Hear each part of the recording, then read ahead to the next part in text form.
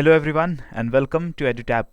इस वीडियो में मैं आपके साथ डिस्कस करने जा रहा हूँ 5 important national Capitals in the world जिनके बारे में आपको इन्फॉर्मेशन होनी चाहिए, क्योंकि हाल ही के जो करंट अफेयर्स और न्यूज़ आइटम्स हम लोग रेगुलरली देख रहे हैं उनमें ये 5 कैपिटल्स बार बार अलग अलग न्यूज़ में हमें देखने को मिल रही हैं। तो इस वीडियो को आप लोग एक एटलस के साथ देखिए, ताकि जो प्लेसेस और जिन जोग्राफिकल फीचर्स के बारे में या जिन लोकेशंस के बारे में मैं आपके साथ डिस्कशन करूंगा इस वीडियो में, उसको आप अपनी एटलस में साइड बाय साइड मार्क करते हुए चलिए, ताकि आपको पता रहे कि आगे आने वाले आपके एग्जाम में ये लोकेशंस इंपॉर्टेंट हैं और इसके ऊपर आपको प्रीलिम्स में क्वेश्चंस पूछे जा सकते हैं, मैप बेस्ड क्वेश्चंस, जहां पर आपको north south east west arrangement के बारे में पूछा जाता है या फिर कोई और जोग्राफिकल फैक्ट्स के बारे में आपसे क्वेश्चन पूछ लिए जाते हैं। ठीक है, तो उसके अलावा मेंस में भी जो क्वेश्चंस आपको जीएस 1 पेपर में देखने को मिलेंगे, वहां पर भी इन प्लेसेस के बारे में आपसे क्वेश्चंस पूछे जा सकते हैं। ठीक है, तो फटाफट से एटलस अपनी लेकर के रेडी हो जाओ। 5 इंपॉर्टेंट कैपिटल्स और वो कंट्रीज, इनकी डिस्कशन हम जो करते हैं, कौन सी वो कंट्रीज हैं सबसे पहले उनकी बात करते हैं। हम लोग बात करेंगे इंडोनेशिया की। रिसेंटली ही इंडोनेशिया ने डिसाइड किया है कि वो अपनी नेशनल कैपिटल को शिफ्ट करने जा रहे हैं, अपनी एग्जिस्टिंग कैपिटल जो है जकार्ता, वहां से हटा करके किसी दूसरी लोकेशन पे अपनी कैपिटल को शिफ्ट करेंगे। क्यों करना है, कहां पे नई कैपिटल बनेगी, ये सब चीजों को अभी देखते हैं। ठीक है, इसके बाद पेरू की हम लोग बात करेंगे। पेरू कंट्री है साउथ अमेरिका की, जहां पर एक बहुत सीरियस ऑयल स्पिल हुआ है very recently in the last week, और इसकी वजह से many thousands of barrels of crude oil वो पैसिफिक ओशन के अंदर लीक हो गया है, और इससे पेरू के पूरे कोस्टल एरियाज में काफी ज्यादा एनवायरमेंटल डैमेज हुआ है। नेशनल इमरजेंसी वहां पे घोषित की गई है लीमा की कैपिटल और उसके आसपास, तो इसकी भी हम लोग आपके साथ बात करेंगे। ठीक है, इसके बाद यूक्रेन और रशिया, ये दोनों कंट्री सुधरने का नाम नहीं ले रहे हैं। राइट, हम पिछले अगर हम देखें नवंबर के मंथ से, नवंबर 2021 के मंथ से यूक्रेन और रशिया के बीच में कॉन्फ्लिक्ट्स लगातार जारी हैं, और ये कॉन्फ्लिक्ट्स आजकल जो है वो बहुत ज़्यादा ग्लोबल रूप ले चुके हैं। इसमें बाकी जो यूरोपियन कंट्रीज़ हैं, नेटो मेंबर्स हैं, including United states of America, वो भी यहाँ पर पार्टिसिपेट करने लग गए हैं, और ये जो कॉन्फ्रंटेशन है अभी वो थमने का नाम ले रही है। हम दोनों कंट्रीज़ के जियोपॉलिटिक्स की भी बात करेंगे, और उसके बाद हम लोग बात करेंगे about UAE, United Arab Emirates. अब की कैपिटल जो है अबू धाबी। अबू धाबी के ऊपर रिसेंटली एक अटैक हुआ है, हौथी रिबेल्स के द्वारा मिसाइल्स छोड़ी गई थी सिटी की तरफ, जिसको थैंकफुली डिस्ट्रॉय कर दिया गया बाय यूएई अथॉरिटीज। इससे एक हफ्ता पहले भी यहाँ पे एक ऑयल रिग पे अटैक हुआ था, जिसमें दो इंडियंस की और एक पाकिस्तानी सिटीजन की भी जान गई थी। तो हम इन इंपॉर्टेंट कैपिटल्स और उनकी जोग्राफिकल लोकेशंस की आपके साथ बात करने जा रहे हैं, और जिस इशू की वजह से ये न्यूज में है उस इशू की भी थोड़ी सी बात आपके साथ करेंगे। सबसे पहले बात करते हैं इंडोनेशिया का कैपिटल शिफ्ट। इंडोनेशिया की पार्लियामेंट, जिसको हम मजलिस नाम भी देते हैं, राइट, तो इंडोनेशिया पार्लियामेंट, उन्होंने एक बिल अप्रूव किया रिसेंटली कि हम इंडोनेशिया के कैपिटल को, जो है जकार्ता, आज के समय Jakarta is the capital of Indonesia, इसको शिफ्ट करना चाह रहे हैं किसी दूसरी सिटी में। ठीक है, जो नई कैपिटल बनेगी उसका नाम होगा Nusantara in the east Kalimantan province on Borneo island. अब ये सारे इंपॉर्टेंट लोकेशंस को एटलस पे मार्क कर लो। करंटली इंडोनेशिया का मैप जब आप देखोगे तो जकार्ता की कैपिटल आपकी लोकेटेड है ऑन दी जावा आइलैंड। ये आपका है जावा का आइलैंड, राइट। जावा के नॉर्थ में this is the largest island of Indonesia, जिसको नाम हम दे रहे हैं बोर्नियो, राइट। और बोर्नियो में दो कंट्रीज हमारी जो है वो बोर्नियो का आइलैंड शेयर करती हैं, मलेशिया एंड इंडोनेशिया। अबाउट आप इस आइलैंड का एरिया देख सकते हो कि जो 3/4 एरिया है वो इंडोनेशिया के पास है, 1/4 एरिया जो है वो मलेशिया के पास है। और अभी इंडोनेशिया में ये डिसाइड किया जा रहा है कि हम जकार्ता के कैपिटल, जो बिल्कुल जावा आइलैंड के कोस्टल एरिया में लोकेटेड है, इसको शिफ्ट करके हम लोग ले आएंगे इन दी बोर्नियो आइलैंड। और बोर्नियो आइलैंड पे ये जो प्रोविंस है यहाँ पर इंडोनेशिया का, जैसे कि भारत के अंदर उत्तर प्रदेश, मध्य प्रदेश, राजस्थान, हिमाचल प्रदेश, ऐसे अलग अलग स्टेट्स होते हैं। इंडोनेशिया में भी जो ऐसे स्टेट है उसका नाम है east Kalimantan. East Kalimantan province आपकी यहाँ है, जहां पर हम एक नई कैपिटल बनाने की कोशिश कर रहे हैं, जिसको हम नाम देंगे नुसांतारा, राइट।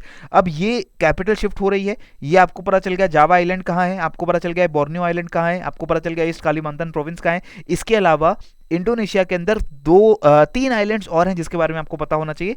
यह है आपका सुमात्रा का आइलैंड, और ये सुमात्रा का आइलैंड अगर हम देखें अंडमान निकोबार के आइलैंड से काफी क्लोज लोकेटेड है। अराउंड 250 किलोमीटर की दूरी है बिटवीन दी आसे port and your Nicobar island, जो कि अंडमान के साउथ में लोकेटेड है।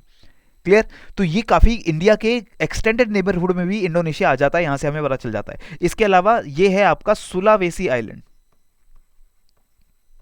This is your Sulawesi island group, इसको हम सेलेबस आइलैंड भी कह देते हैं, सेलेबस आइलैंड, राइट। और फिर आपका लास्ट में जो इंडोनेशिया का बिल्कुल ईस्टर्न साइड है, वहां पर पपुआ न्यू गिनी का आइलैंड है, वहां पर हम उसको पपुआ का आइलैंड भी कह देते हैं, राइट। तो इन सभी आइलैंड्स से बना हुआ है इंडोनेशिया का कंट्री। अब इंडोनेशिया की कंट्री में दिक्कत क्या है, हम इस कैपिटल को शिफ्ट क्यों कर रहे हैं? कैपिटल को शिफ्ट करने की बहुत सिंपल सी वजह है। इंडोनेशिया की कैपिटल डूब रही है, सिंक कर रही है, first of all because of sea level rise. Climate change हो रहा है, क्लाइमेट चेंज की वजह से सी लेवल का राइज कर रहा है, और इसकी वजह से ये जो कैपिटल सिटी है जो बिल्कुल कोस्टल एरिया में लोकेटेड है, ऑलरेडी एक आइलैंड पे लोकेटेड है, सी लेवल से अगर देखा जाए तो 100-150 मीटर इसकी मैक्सिमम ऊंचाई है। तो ये काफी ज्यादा खतरा है इस कैपिटल को कि जैसे जैसे सी लेवल राइज होगा इसके कोस्टल एरियाज जो हैं कैपिटल के वो डूबते हुए जाएंगे। इसके अलावा बाकी कैपिटल सिटीज भी कोस्टल एरियाज में लोकेटेड हैं, तो उन कैपिटल सिटीज को क्या खतरा नहीं है? उनको भी खतरा है, लेकिन जकार्ता ज्यादा तेजी से इसलिए भी डूब रहा है because illegal draining of underground aquifers हो रहा है। जावा आइलैंड के नीचे अंडरग्राउंड में जो वाटर के टेबल्स हैं उसकी वजह से जो ग्राउंड की स्टेबिलिटी है वो मेंटेन रहती है। लेकिन जकार्ता कैपिटल की पॉपुलेशन बहुत ज़्यादा है, जावा आइलैंड का 70% पॉपुलेशन सिर्फ एक शहर में रहता है, वो है जकार्ता का सिटी, और इस वजह से बहुत ज़्यादा वाटर अंडरग्राउंड एक्वीफर से, अंडरग्राउंड वाटर टेबल से निकाल करके यूज किया जाता है बाय द सिटी, जिसके कारण भी ये सिटी श्रिंक कर रही है। इस डायग्राम से आपको ज्यादा क्लियर होगा कि जो भी आपकी सिटी के ग्राउंड के नीचे जो अंडरग्राउंड के टेबल्स होते हैं, एक्वीफर्स होते हैं, हाई प्रेशर के अंदर वाटर वहां पर जो है वो इकट्ठा हुआ रहता है। लेकिन जब आप इस वाटर को बाहर निकालना शुरू करेंगे अपनी डेली नीड्स के लिए, तो इस वाटर की निकलने की वजह से जो अंडरग्राउंड कैविटीज़ हैं वो खाली हो जाती हैं, वहाँ पर प्रेशर कम हो जाता है, और जब प्रेशर कम हो जाता है तो उसकी वजह से ग्राउंड जो है वो नीचे सिंक करना स्टार्ट कर देता है। और ऐसी प्रॉब्लम्स हमें ज़्यादातर कोस्टल एरियाज़ में देखने को मिलती हैं, क्योंकि कोस्टल एरियाज़ में जो अंडरग्राउंड एक्वीफर्स होते हैं उनमें पानी काफ़ी ज़्यादा भरा होता है, काफ़ी ज़्यादा प्रेशराइज्ड वाटर अंदर होता है, राइट। तो ये भी एक कारण है कि जकार्ता की कैपिटल को शिफ्ट करने की कोशिश की जा रही है, बिकॉज आगे आने वाले 50 या 100 सालों में माना जा रहा है कि जकार्ता की कैपिटल का ऑलमोस्ट 50-60% हिस्सा वो पानी के अंदर डूब जाएगा। क्लियर? तो आपको नई कैपिटल किस जगह जा रही है वो पता होना चाहिए, और पुरानी कैपिटल कहां थी वो भी पता होना चाहिए। इसके अलावा आपको ये भी पता होना चाहिए कि जो बोर्नियो का आइलैंड है, ये जो बोर्नियो के आइलैंड के बारे में मैंने आपसे बात की कि this is your Borneo island, यहाँ इस आइलैंड पे बहुत एक्सट्रीमली रिच रेन फॉरेस्ट, जो हमारे इक्वेटोरियल रेन फॉरेस्ट हैं, उनकी बहुत अच्छी प्रेजेंस है इस बोर्नियो के आइलैंड पे। और ये एनवायरमेंटलिस्ट के द्वारा खतरा जताया जा रहा है कि अगर आप नई कैपिटल वहां पर लेकर जाते हैं तो एक बहुत बड़े पैच ऑफ फॉरेस्ट का नुकसान होगा, उसको डिफॉरेस्ट करना पड़ेगा, उसे काटना पड़ेगा। और ये ऑलरेडी इंडोनेशिया और मलेशिया के जो कटते हुए और कम होते हुए ट्रॉपिकल रेन फॉरेस्ट हैं उनके लिए खतरे की घंटी साबित हो सकता है। क्लियर? इसके बाद बात करते हैं इंडोनेशिया के जो जनरल मैप की। यहां पर आप देख रहे हो इंडोनेशिया का general map, this is your island of Sumatra. Sumatra island का जो बिल्कुल नॉर्दर्न मोस्ट पॉइंट है वो है आपका आसे, और आसे बिल्कुल हमारे अंडमान सी के पास लोकेटेड है, अंडमान एंड निकोबार आइलैंड्स के बहुत क्लोजली लोकेटेड है। इसके बाद आ जाता है हमारा जावा का आइलैंड, जहां पर सबसे ज्यादा पॉपुलेशन जो है वो रहने लग रही है इंडोनेशिया की। इसके बाद ये आपका न्यू गिनी का आइलैंड है, जहां पर पपुआ न्यू गिनी के साथ इंडोनेशिया अपनी कंट्री आदि शेयर करता है, आप एटलस पे इसको देख सकते हो। सुलावेसी का आइलैंड एंड बोर्नियो का आइलैंड, ये इंपॉर्टेंट आइलैंड्स हैं इन दी कंट्री ऑफ इंडोनेशिया। इसके अलावा ये सारी सीज भी आपको पता होना चाहिए, सेलेबस सी या Sulawesi sea, Makassar strait, Java sea, strait of Malacca, this is your strait of Malacca, right. ये पूरी जो वाटर बॉडी है स्ट्रेट ऑफ मलक्का है, यहीं पर आपका सिंगापुर लोकेटेड है, और ये एक बहुत इंपॉर्टेंट वाटर बॉडी है। साउथ चाइना सी, जिसमें चाइना काफी ज्यादा जो है अपनी शरारतें करता रहता है, वो एरिया भी यहीं पर लोकेटेड है दोस्तों। तो ये काफी इंपॉर्टेंट रीजन है जहां से बहुत सारे क्वेश्चंस आपको एग्जाम में देखने को मिलेंगे, बिल्कुल पक्का है। इसके अलावा इस एरिया की एक और खास बात क्या है कि यहाँ पर वोल्केनिज्म बहुत एक्टिव है। सुमात्रा की बात हो, जावा की बात हो, बोर्नियो की बात हो, हर आइलैंड के ऊपर आपको कुछ ऐसे वोल्केनोज देखने को मिलते हैं जो अभी भी एक्टिव हैं, और अक्सर हमें न्यूज आती है कि इंडोनेशिया में कोई या दूसरा वोल्केनो इरप्ट हो गया है। तो ये इस इंफॉर्मेशन की वजह से भी ये पूरा एरिया जो है वो काफी ज्यादा इंपॉर्टेंट हो जाता है। क्लियर है? तो ये मैप बहुत अच्छे से अपने एटलस के ऊपर मार्क कर लो, इसको स्टडी करना। इसके बाद बढ़ते हैं नेक्स्ट कंट्री और नेक्स्ट कैपिटल की तरफ, जो है पीरू। पीरू साउथ अमेरिका की एक कंट्री है, कोस्टल एरिया इसका लगता है पैसिफिक ओशन के साथ। 90 डेज की इन्वायरमेंटल इमरजेंसी डिक्लेयर की गई है पीरू में, क्योंकि 6000 बैरल्स ऑफ क्रूड ऑयल वो स्पिल हो गया एक टैंकर से। क्यों स्पिल हुआ? क्योंकि रिसेंटली मैंने आपके लास्ट वीक जो सेशन किया था उसमें बताया था कि टोंगा एक आइलैंड है पैसिफिक ओशन में, वहां पर एक बहुत स्ट्रॉन्ग वोल्केनो इरप्शन हुआ। उस स्ट्रॉन्ग वोल्केनो इरप्शन की वजह से सुनामी वेव्स काफ़ी ज़्यादा तेज़ी से पैसिफिक ओशन के अंदर रिलीज़ हुई।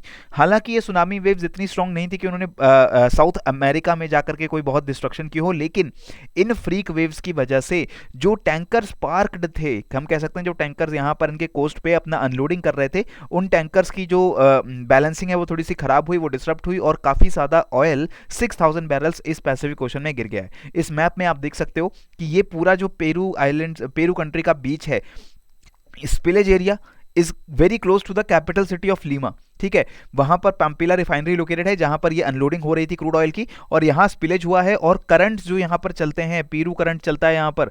अगर आपने ज्योग्राफी का जीएस पढ़ा हुआ है तो हम पढ़ते हैं कि पीरू का कोल्ड वाटर करंट है, इसी की वजह से अल नीनो ला नीना की फिनोमिनास होती हैं, याद करो, राइट। पीरू कोल्ड वाटर करंट चलता रहता है, नॉर्थ की तरफ फ्लो करता है, और ये यहाँ से सारे स्पिलेज को उठा करके ले गया है नॉर्दर्न एरिया में, जहां पर काफी प्रोटेक्टेड जोन्स लोकेटेड हैं, जहां पर रिच बायोडाइवर्सिटी है। फिशिंग के पॉइंट ऑफ व्यू से वो साउथ अमेरिका के रिचेस्ट रीजन्स में से एक है, राइट। और इस वजह से काफी एनवायरमेंटल नुकसान भी यहां पर हो रहा है। क्लियर हो गया। अब ये पीरू की कैपिटल और लीमा, ये सारी चीजें आपको यहां पर क्लियर होनी चाहिए। इसको एक बार यहां से देख लेते हैं। This is your country of Peru. Peru का एक बड़ा हिस्सा जो है वो एंडीज माउंटेन्स से बंधा हुआ है। ये जो आपको सारा ग्रीन रीजन दिख रहा है, this is your mountains, right, Andes mountains, जो कि साउथ अमेरिका की हाईएस्ट और लॉन्गेस्ट माउंटेन चेन है। इसके अलावा जो बिल्कुल कोस्टल एरियाज हैं पीरू के, दे आर प्लेन एरियाज जहां पर आपको एरिड और semi arid kind of climate देखने को मिलता है, लेकिन still a vibrant economy is there. Peru एक बहुत मिनरल रिच कंट्री भी है। इन एंडीज माउंटेन से बहुत सारे minerals like tin, copper, silver, zinc यहां पर से माइन किए जाते हैं और एक्सपोर्ट किए जाते हैं all over the world. Clear हो चुका है। इंपॉर्टेंट रिवर्स भी जो यहाँ पर फ्लो कर रही हैं वो आप देख सकते हो, पुटुमायो, नापो, मैरानॉन रिवर, उकाइली रिवर, और ये सभी रिवर्स जो हैं वो जाकर के अमेजॉन को ज्वाइन करने वाली हैं, अमेजॉन रिवर सिस्टम का पार्ट बनने वाली है। माचू पिच्चू जो एक वर्ल्ड हेरिटेज साइट है, one of the 7 wonders of the world में इसको गिना जाता है, that is also located in the region of Peru, right. और लीमा जो कैपिटल है पीरू का, वो बिल्कुल आपके कोस्टल एरिया में लोकेटेड है जहां पर आपकी ये ऑयल स्पिल अकर करी है। ठीक है। इसके अलावा नास्का की lines is also a very famous world heritage site, Nazca lines, जो कि स्पेस से लार्ज लाइन्स रेगिस्तान के ऊपर बनाई गई हैं एंशिएंट ह्यूमंस के द्वारा जो यहाँ पर रहते थे, और वो चीज़ भी आपके लिए इंपॉर्टेंट है जानना। ठीक है। इसके अलावा साउथ अमेरिका की जो कंट्रीज हैं, इसका जनरल एड्रेस भी आपको पता होना चाहिए कि कौन सी कंट्री का नेबर कौन सी कंट्री है। चाहे पीरू की मैंने बात कर ली, नेबरिंग कंट्रीज हैं Brazil, Bolivia, Chile and Ecuador, और ये सभी कंट्रीज भी किसी न किसी कारण से न्यूज़ में रहती हैं। अभी इक्वाडोर में रिसेंटली बात हुआ था कि पहली स्मार्ट सिटी बनाई जाएगी जो कि बिटकॉइंस के ऊपर या क्रिप्टो की टेक्नोलॉजी के ऊपर बेस्ड होगी, जिसको बिटकॉइन सिटी का नाम दिया जा रहा था। ठीक है। इसी तरीके से बोलिविया में रिसेंटली इलेक्शंस हुए, जो इलेक्शंस काफी कंट्रोवर्शियल रहे थे, और उसके कारण बोलिविया की कैपिटल में राइट्स और प्रोटेस्ट भी हुए थे काफी ज्यादा। ठीक है। ब्राजील हमेशा से एक इंपॉर्टेंट कंट्री है जिसके बारे में कभी भी क्वेश्चन आपसे पूछे जा सकते हैं। तो ये सभी कंट्रीज के मैप को बहुत ध्यान से आप लोग देख लेंगे, और बॉर्डरिंग नेशंस कौन कौन सी कंट्री के कौन से हैं वो भी आपको क्लियरली पता होने चाहिए। नेक्स्ट अब बात करते हैं दो बहुत इंपॉर्टेंट कैपिटल सिटीज की, जो कि कैपिटल्स हैं यूक्रेन और रशिया की। यूक्रेन की अगर हम बात करें तो ये ईस्टर्न यूरोप की one of the largest countries हैं। यूरोप में रशिया के बाद सबसे बड़ी कंट्री है यूक्रेन एरिया वाइज, रशिया को अगर हम यूरोप की कंट्री मानते हैं तो। ठीक है। यूक्रेन बेलारूस के साथ, पोलैंड के साथ, स्लोवाकिया, हंगरी, रोमेनिया, मोल्डोवा और रशिया के साथ अपनी बाउंड्रीज को शेयर करता है, और रशिया के साथ लगातार कॉन्फ्लिक्ट में चलता है यूक्रेन, क्योंकि यूक्रेन पहले सोवियत यूएसएसआर का पार्ट था 1990s में, सोवियत यूएसएसआर के डिसोल्यूशन से पहले, और उसके बाद यूक्रेन अलग हो गया। लेकिन अभी भी बहुत सारा ऐसा नेबरिंग एरिया है, बॉर्डर एरिया है बिटवीन रशिया एंड यूक्रेन, जिसके ऊपर रशिया अपना कंट्रोल करना चाहता है। रशिया ने ऑलरेडी ये जो पेनिनसुला है, क्रीमियन पेनिनसुला, इसके ऊपर कब्जा कर रखा है। इसके अलावा जो डोनेस्क का एरिया है, इस पे भी रशियन सेपरेटिस्ट्स ने कब्जा कर रखा है, यानी यूक्रेन के ही लोग हैं जो रशिया के साथ जाना चाहते हैं, यूक्रेन से अलग होना चाहते हैं। तो इन दोनों एरियाज के ऊपर Russia has already taken control, और आज के समय में रशिया अपनी फोर्सेस को बढ़ाता जा रहा है यूक्रेन के बॉर्डर पे, और इस वजह से टेंशंस बढ़ गई हैं। यूक्रेन नेटो का मेंबर है। नेटो मतलब कि जो यूएस और यूएस के एलाइज कंट्रीज हैं उनका मेंबर है, जिसमें आपकी स्ट्रॉन्ग यूरोपियन कंट्रीज जैसे यूके, फ्रांस, जर्मनी इसके पार्ट हैं। इसके अलावा यूके, कनाडा, यूएस, कनाडा इनके एलाइज, ऑस्ट्रेलिया ये भी इसके पार्ट हैं। तो ये जो नेटो है, इस नेटो की फोर्सेस भी यूक्रेन को सपोर्ट देने यहाँ पर पहुंच गई हैं, और एक तरीके से ये रशिया वर्सेज नेटो का पूरा बैटल ग्राउंड का फील्ड बनता जा रहा है। फ्यूचर में देखते हैं यहाँ पर क्या होता है। होपफुली ऐसा कोई सिचुएशन एस्केलेट नहीं होगी, लेकिन पिछले 2-3 महीनों से इस सिचुएशन में कोई सुधार भी नहीं आया है। ठीक है। रिसेंटली जर्मनी में जो जर्मनी के नेवल चीफ है, उन्होंने बोला भी कि जर्मनी कुछ भी कर सकता है यूक्रेन को बचाने के लिए, और रशिया के अगेंस्ट फुल आउट वॉर भी डिक्लेयर किया जा सकता है। ठीक है। तो ये आपको लोकेशंस पता हो, Kiev is the capital of Ukraine, right. Odessa एक बहुत इंपॉर्टेंट सिटी है located on the coast of Black Sea. ये जो पूरा ब्लैक सी का कोस्ट है ये काफ़ी नेचुरल रिसोर्सेज से रिच रीजन है, जहां पर आपको नेचुरल गैस और पेट्रोलियम क्रूड ऑयल के रिजर्व्स देखने को मिलते हैं। और ये भी एक कारण है कि रशिया इस पूरे रीजन के ऊपर अपना एकमात्र कंट्रोल करना चाहता है। ठीक है, तो यूक्रेन की नेबरिंग कंट्रीज और रशिया, इसके बारे में आपको पूरी इंफॉर्मेशन हो। यूक्रेन का अगर हम मैप देखें, this is your Kyiv capital. Kyiv is located on the coast of Dnieper river. This is your Dnieper, D is silent. और नाइपर रिवर जो है वो ईस्टर्न यूरोप की एक बहुत इंपॉर्टेंट रिवर है। नाइपर रिवर के ही कॉन्फ्लुएंस के ऊपर आपका कीव लोकेटेड है, और इसी रिवर में आपका जो बेलारूस की कैपिटल है Minsk, that is also located closer to the Dnieper river, right. Dnieper river south में फ्लो करा के ब्लैक सी को टच करती है, ब्लैक सी में जाके गिरती है। नाइपर के अलावा और इंपॉर्टेंट रिवर जो आपको यहां पर पता होनी चाहिए वो है डोनेट्स और नाइस्टर। डोनेट्स, नाइस्टर, नाइपर, ये तीन रिवर जो हैं ईस्टर्न यूरोप की, इनके बारे में आपको पता हो। तीनों रिवर जाकर के ब्लैक सी में गिरती हैं और ओरिजिनेट होती हैं नॉर्दर्न यूरोप में। क्लियर है। इसके अलावा यूक्रेन के साथ साथ रशिया का मैप भी इंपॉर्टेंट है। रशिया में आपको क्या चीजें पता हो, सबसे पहले तो मॉस्को। मॉस्को की लोकेशन कहां है ये आपको बहुत अच्छे से क्लियर रहना चाहिए। मॉस्को में कौन सी रिवर फ्लो करके जा रही है, वो उसका नाम है मस्कोवा। कंफ्यूज नहीं होना है, मस्कोवा रिवर मॉस्को से फ्लो करती है, लेकिन Volga river, Volga river Russia की सबसे बड़ी रिवर है। यूरोप की भी सबसे बड़ी रिवर्स में से एक है वोल्गा रिवर, और वोल्गा रिवर की ही ट्रिब्यूटरी है आपकी मस्कोवा रिवर, जो कि मॉस्को से फ्लो कर रही है। ठीक है, इसके अलावा यूरल माउंटेन्स हमें पता होने चाहिए। यूरल माउंटेन्स यूरोपियन रशिया को एशियन रशिया से अलग करते हैं। रशिया का एक बहुत बड़ा हिस्सा एशिया में है, जहां पर साइबेरिया का पूरा रीजन एशिया में आता है, लेकिन यहां पर पॉपुलेशन ज़्यादा रिजाइड नहीं करती है। जो सबसे ज़्यादा पॉपुलेशन रिजाइड करती है वो रिजाइड करती है सेंट पीटर्सबर्ग में, मॉस्को में, येकेटेरिनबर्ग में, कजान में। इस पूरा जो यूरोपियन रीजन है यहाँ पर आपकी सबसे ज़्यादा पॉपुलेशन रिजाइड करती है। इसके अलावा थोड़ी बहुत पॉपुलेशन आपकी जो चाइना के साथ बॉर्डर है यहाँ पर in this region, here also some of your population resides. इसके अलावा पूरे रशिया में बहुत रिच नेचुरल रिसोर्सेज हैं, चाहे आप कैस्पियन सी के आसपास बात करें, लेक्स अराल के आसपास बात करें, नेचुरल गैस के, क्रूड ऑयल के अच्छे खासे रिजर्व्स हैं। आर्कटिक ओशन के साथ जो पूरी बाउंड्री लगती है रशिया के नॉर्थ में, चाहे वो व्हाइट सी हो, बेरेंट्स सी हो, कारा सी हो, लैप्टिव सी हो, हर सी के अंदर आपको methane, hydrates, natural gas, petroleum, crude oil, very strong and large reserves आपको देखने को मिलते हैं। ठीक है, तो रशिया की important lakes like Lake Baikal, the world's deepest and largest fresh water lake. इसके अलावा रशिया के rivers like Ob, Yenisei, Lena, all these rivers they should be very very important, और आपको इनके बारे में पता होना चाहिए। कामचाट का पेनिनसुला के बारे में आपको पता होना चाहिए। कुरील आइलैंड्स के बारे में आपको पता होना चाहिए। जापान और रशिया के बीच में कुरील आइलैंड्स को लेकर के पहले भी वॉर हो चुके हैं, और आज के समय भी कॉन्फ्लिक्ट्स चलते रहते हैं, दोनों के बीच में डिस्प्यूट चलता रहता है कि कुरील आइलैंड्स कौन सी कंट्री उसके ऊपर अपना कंट्रोल रखेगी, राइट। तो ये इस तरीके से जब आप करंट अफेयर्स को फॉलो करते रहते हो ना, तो वहां से आपको कंट्रीज के बारे में आपको न्यूज पता चलती है कि ये कंट्रीज न्यूज में चल रही हैं। फिर आपका काम है कि उन कंट्री से जुड़ी हुई ज्योग्राफिकल इंफॉर्मेशन जितनी आप जुटा सकते हो एटलस से, कहीं और जाने की जरूरत नहीं है, एटलस से आपको इंफॉर्मेशन मिल जाएगी। वो सारी इंफॉर्मेशन आपके माइंड में क्लियर रहे, ताकि मैप में आप उन सभी चीजों को आइडेंटिफाई कर सको, और जब आपको प्रीलिम्स में क्वेश्चन आए तो आपको वो क्वेश्चन आंसर करने में कोई भी दिक्कत ना हो। ठीक है, लास्टली अब बात कर लेते हैं एक हमारी एक्सटेंडेड नेबरहुड की दोबारा से कंट्री है यूएई। यूनाइटेड अरब अमीरात की कैपिटल है अबू धाबी। कई लोग उसको दुबई मानते हैं, लेकिन Dubai is not the capital, Abu Dhabi is the capital of United Arab of Emirates, not Dubai, right.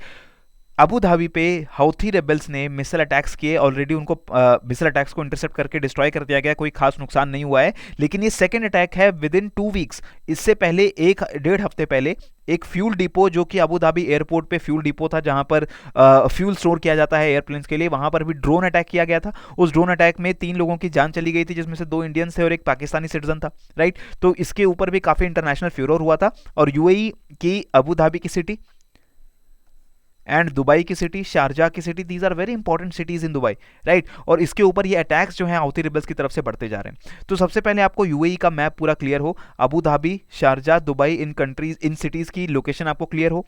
Persian gulf, straight of Hormuz, ये वाटर बॉडीज कहाँ लोकेटेड हैं ये आपको क्लियर होना चाहिए। ठीक है, इसके बाद इस पूरे अरेबियन पेनिनसुला में आपको ये चीज़ें कुछ लोकेशंस जो हैं वो क्लियर रहनी चाहिए, जो मैं आपको बता देता हूँ। सबसे पहले नेबर आप आराम से देख लो, सऊदी अरेबिया लार्जेस्ट कंट्री है इस पेनिनसुला में, इसकी एक नेबरिंग कंट्री है यमन। यमन से ही आपके आ रहे हैं हाउथी रिबेल्स, और हाउथी रिबेल्स वो अटैक कर रहे हैं सऊदी अरेबिया के ऊपर भी, और यूएई के ऊपर भी, यूनाइटेड अरब अमीरात्स के ऊपर भी, ठीक है। और इसलिए अटैक किया जा रहा है क्योंकि सऊदी अरेबिया प्लस यूएई, उनकी जो जॉइंट फोर्सेस हैं वो यमन में जाके हौथी रेबल्स के अगेंस्ट लड़ने का काम कर रही हैं। जो यमन की गवर्नमेंट है जो हौथी रेबल्स को रिपेल कर रही है, उन गवर्नमेंट को सपोर्ट करने का काम कर रही है। And that is why Houthi rebels का कहना है कि अगर आप अपनी फोर्सेस को वापस नहीं हटाते हो तो हम आपकी कंट्री में घुस के आपके ऊपर अटैक करेंगे, ठीक है। तो ये यमन की कैपिटल आपको पता हो सना है, सऊदी अरेबिया की कैपिटल रियाद है, सेंट्रल सऊदी अरेबिया में लोकेटेड है। यूएई की capital is Abu Dhabi, located on the coast of Persian Gulf. फिर नेबरिंग कंट्री आती है ओमान, जिसकी कैपिटल आपकी मस्कैट है, located on the coast of Gulf of Oman. इसके अलावा कतार, कैपिटल दोहा। बहरीन की कैपिटल, बहरीन जो है इसकी कैपिटल है आपकी मनामा, जो एक छोटा सा आइलैंड कंट्री है। इसके अलावा कुवैत, जिसकी कैपिटल है Kuwait city, that is also small country located on the tip of the Persian gulf. ये सारी इंपॉर्टेंट कंट्रीज है दोस्तों। इसके ऊपर मैप बेस्ड क्वेश्चन आ जाएगा, east west north south arrange करो, कैपिटल्स को उनकी करेक्ट सिटीज के साथ मैच, कैपिटल्स को उनकी करेक्ट कंट्रीज के साथ मैच करो। तो ऐसे क्वेश्चन आप लोगों को, इसके लिए आपको तैयार रहना है बिल्कुल। जो यहाँ पर फिजिकल फीचर्स हैं जैसे कि अल तबूत, अल नफूद डेजर्ट, मजहूर डेजर्ट, इन डेजर्ट्स के नाम आने के चांसेस जो है वो बहुत कम है, ठीक है। लेकिन रूबल खाली, सॉल्ट फ्लैट डेजर्ट, ऐसे डेजर्ट्स के ऊपर नाम आपसे क्वेश्चन पूछे जाएंगे प्रीलिम्स में, चांसेस आर वेरी लेस। लेकिन इन कंट्रीज के ऊपर आपसे हमेशा क्वेश्चन पूछे जा सकते हैं, ठीक है। इसके अलावा जो आपका हौथी प्रॉब्लम है यमन के अंदर, इसके ऊपर भी आपको क्वेश्चन पूछे जा सकते हैं। Houthi is a Shia Islamist group, ठीक है। और जो करंटली गवर्नमेंट है यमन की, that is Sunni dominated and the country is also Sunni dominated,